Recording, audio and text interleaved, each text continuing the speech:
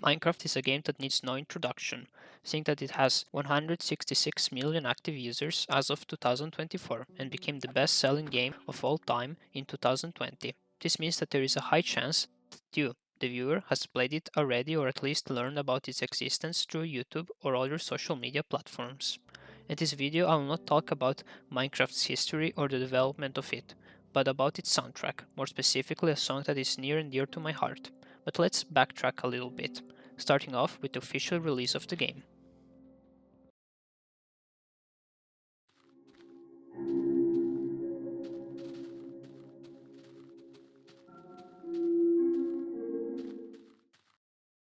The very first playable and working version of survival mode was in its in-dev stage. In this version of the game were added essential features that are today a core aspect of survival Minecraft, such as the inventory, crafting, the ability to hold multiple stacks of an item, tools and equipment, farming, varying difficulty options, day and night cycle, furnaces, smelting, and so on. The game was taking slowly its form, but something was clearly missing. The game had its goals, like finding diamonds,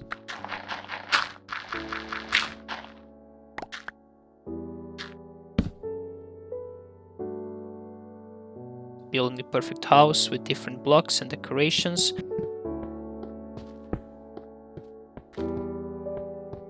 and slay all of the different mobs of the night, like the creeper, zombie, skeleton.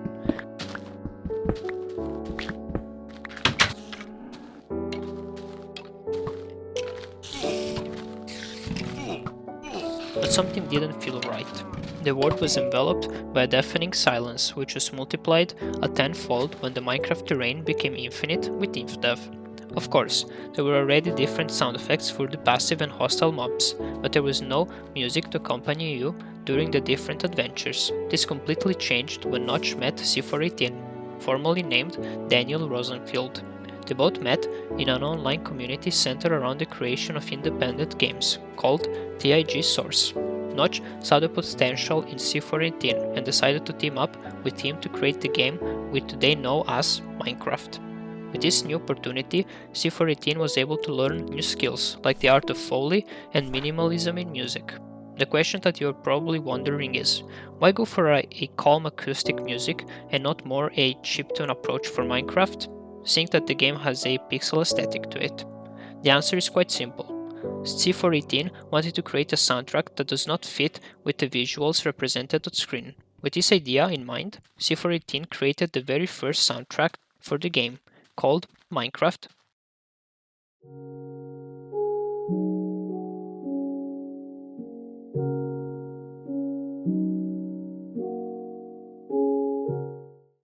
Clark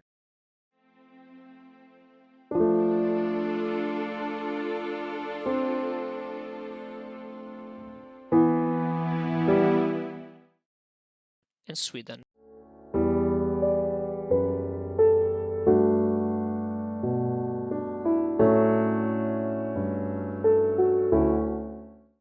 which today are the cornerstone of the Minecraft music soundtrack. The most popular of the three is without a doubt the soundtrack Sweden. For some reason, this song always reminds me of simpler times, when I had no worries such as university exams, ongoing conflicts around the world, and the fear of not finding a suitable job that will be sustainable for me. The piano part of this track is an amazing touch in my opinion. Every time I hear the piano keys, I always imagine myself lost in a peaceful world, with light rain drizzling and time slowly passing by. The second most popular of the three is the soundtrack Minecraft, saying that it has garnered less than 105 million plays on Spotify. It was literally the first song you heard when booting up the game, saying that it would play when you were in the main menu. This song never piqued my interest, because it always felt too serene and peaceful in my opinion, almost like a lullaby that makes you fall asleep. But for those exact reasons, I can see why it was chosen as the main menu theme. It really is the right soundtrack to show what type of game Minecraft is, a simple and casual block game, where there are no established objectives, but you make your own while playing. Last but not least is Clark, with a bit less of 38 million plays on Spotify. The track gives off two completely different types of vibes. One of them is of a city in the dead of night. Most of the buildings' lights are turned off, and the only thing that you can hear is the wind moving in the empty streets that were bustling with people during the day. The other interpretation is of the sunrise, where the rays of the sun are slowly peeking out of the horizon, and the people of the city are slowly waking up from their slumber. The three songs that you just heard would play at random when enjoying the game in the InfDev version. Thanks to this decision, the player would never know when one of the songs would play, and get excited whenever one of the tracks would tune in.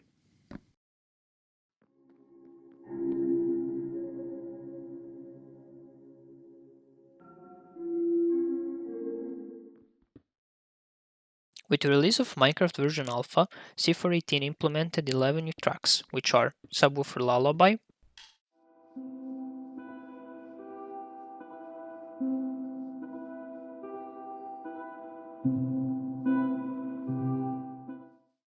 Living Mice,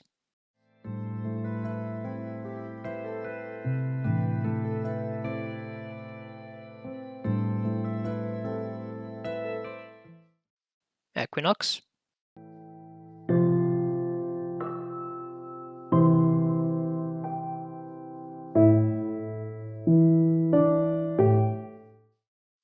Hackstorm,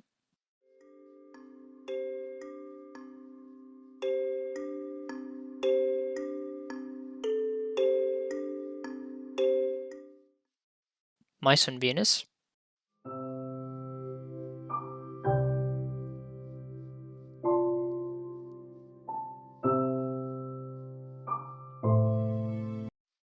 Dry Hands,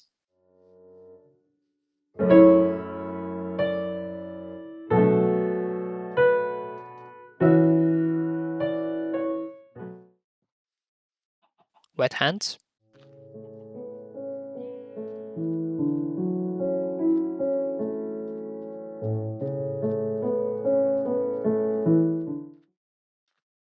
Danny,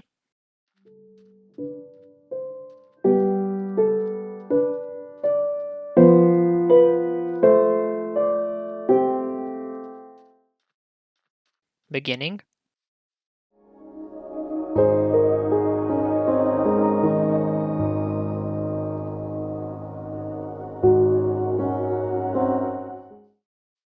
"13", Cat. The last two were turned into in-game music discs, which you can play with the jukebox block. On the other hand, the other 7 songs would play at random in the overworld. The one that I enjoyed the most from this batch is probably Dry Hands. The image that this track creates in my imagination is one of a small rural village with a vast golden wheat field during summer times. The temperatures are high, but thankfully there is a light breeze of air that alleviates the burden of the heat. In the distance you can probably hear crickets chirping. It has the same energy of Sweden, seeing that both songs use a piano and have a sort of dreamy, floaty aesthetic to it. In general, these soundtracks give off a chill vibe to the overworld, seeing that this dimension somewhat resembles our planet Earth in many aspects. Because of that, the music tries to reflect a sort of peaceful atmosphere in this world, because it isn't that much different from our reality. Later down the line, the Alpha soundtrack and original trio would be packaged digitally in an album appropriately named Minecraft Volume Alpha, which you can find on Spotify, so give it a listen if you're interested in it. In the album, you will find 10 bonus tracks that are called Key, Door, Oxygen, Moog City, Chris, Excuse, Dog, Droopy Likes Ricochet, Droopy Likes Your Face.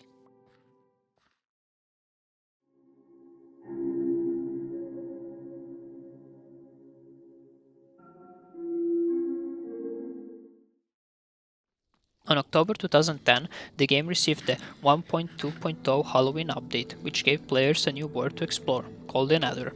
This new world could be accessed by building an obsidian portal and lighting it up with a flint and steel. This new world is a hellscape for new players, seeing that it was filled with lava pools, blocks that could easily break from explosions, fires that will never go off, new mobs such as the zombie pigmen, passive creatures that if provoked will attack and follow the player relentlessly, the gas ready to destroy any bridge that you would build by spitting fireballs, the wither skeleton who is extremely deadly because of its withering effect, and of course the blaze, ready to roast you alive by shooting fire. There weren't only dangers in this new dimension, but this new world gave players new biomes to explore, such as the Nether Fortress, which is essential to progress into the game. A year later, we got the 1.0.0 version of Minecraft, which gave us the last dimension called the End, a floating island that is the home of the Enderman. With it, we got the first boss of the game, the Ender Dragon. By defeating her, yes, the dragon is a female seeing that Notch named her Jin, a fountain with a dragon egg will spawn on the island. If you jump into it, you get sent to the end credits of the game, in which you can read the end poem, that I highly suggest you give it a read. Once again, these dimensions felt empty, because there was no music accompanying them and adventures you partake in them. Thankfully, C418 came once again to the rescue by releasing a new album called appropriately Minecraft Volume Beta. With these new soundtracks, the Nether biomes and the End Island got a new paint of coat. The music of this album is much more gritty and dramatic in comparison of Volume Alpha, which makes complete sense seeing that the Nether and the End are much more dangerous environments in comparison with the overworld. The soundtracks for the Nether are Concrete Halls,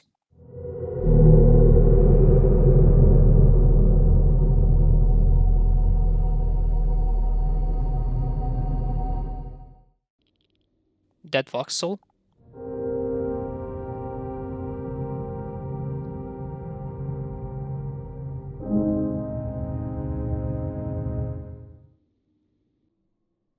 Warmth,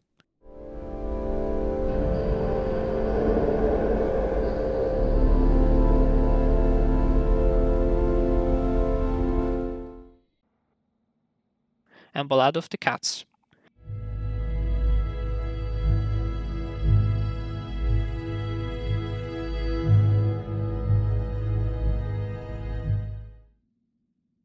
The best one in my opinion is Warmth.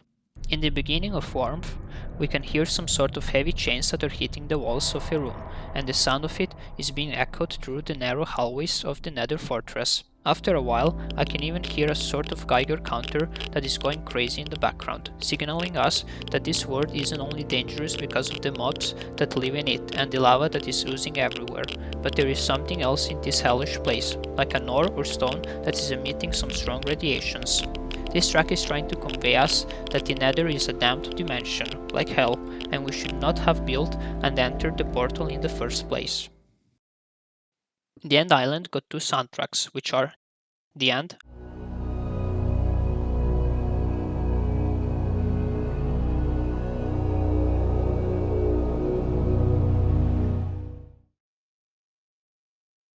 and Boss.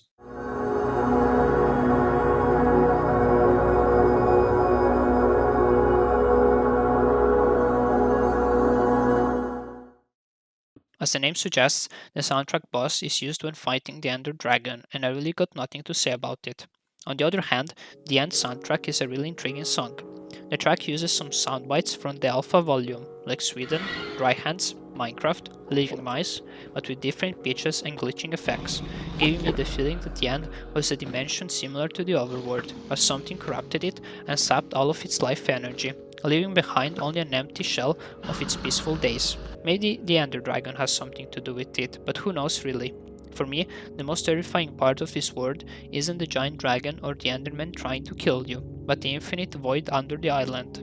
Looking at it gives me always dread, because the void is so deep that the only thing you see is the pitch black staring right back at you. It really makes you wonder what Lovecraftian horrors lie beneath it, but let's not think too much about it.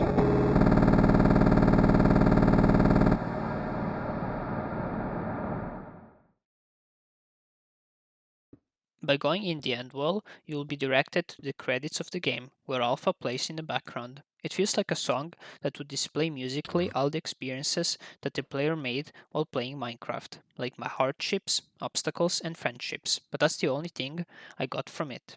To end this music update, C418 added new soundtracks to the main menu, called Mutation,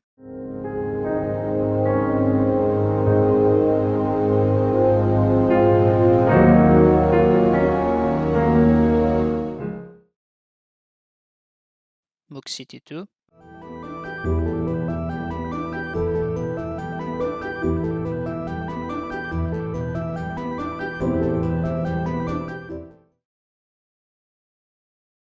Beginning 2,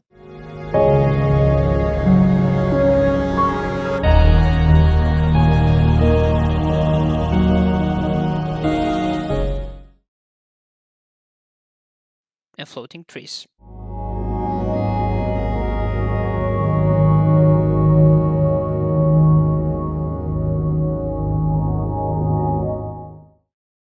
For the creative mode, he added Biome Fest,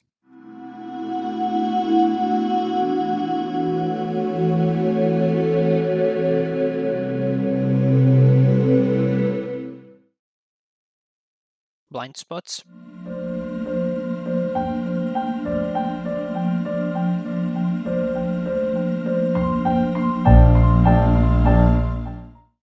Hound Muskie,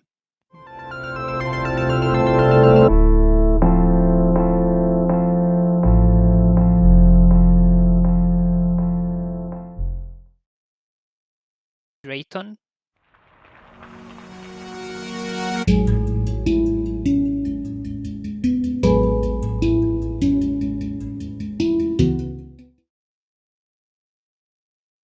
Taswell,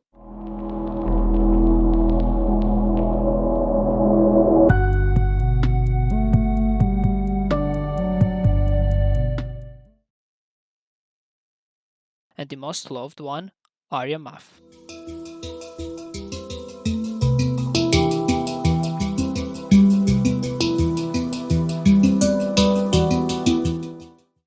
On November 9th, 2013, C418 released to the public the Volume Beta album, which added 13 new soundtracks that you can once again listen on Spotify. In this album, you can find this special song that is very important to me, and the main reason that I decided to make this video. The song that I am talking about is Intro.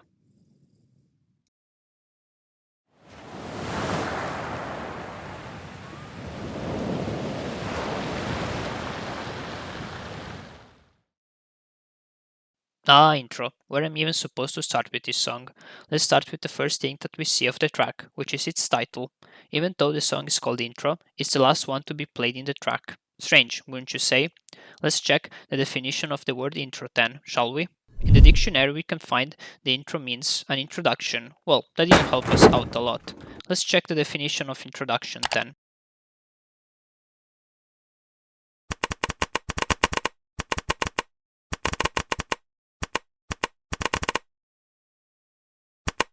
In the dictionary, we can see that the word introduction is a noun that is used to describe a person's first experience of a subject or thing. That is weird, wouldn't you say? Wouldn't it be more fitting for the song to be named Outro, seeing that we already experienced the whole album by listening to the other songs? Well, yes and no. I interpret the name of this song in a different way.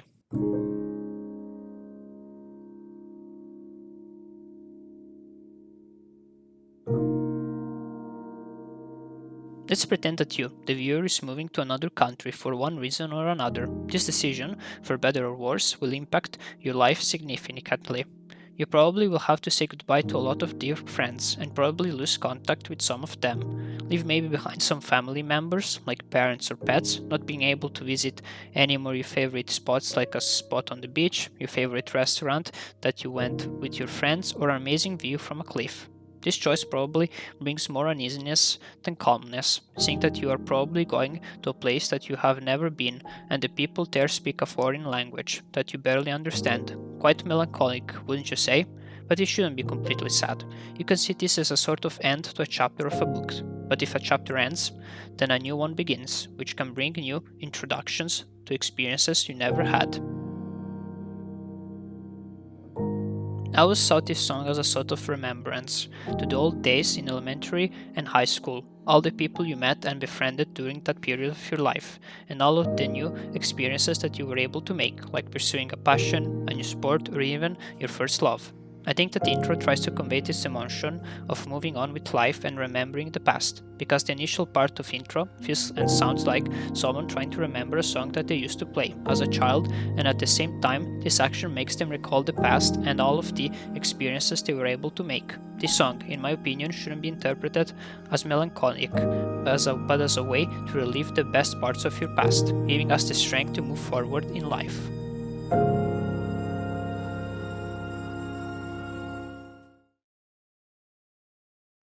Music is an important aspect in video games that can be used in many different ways.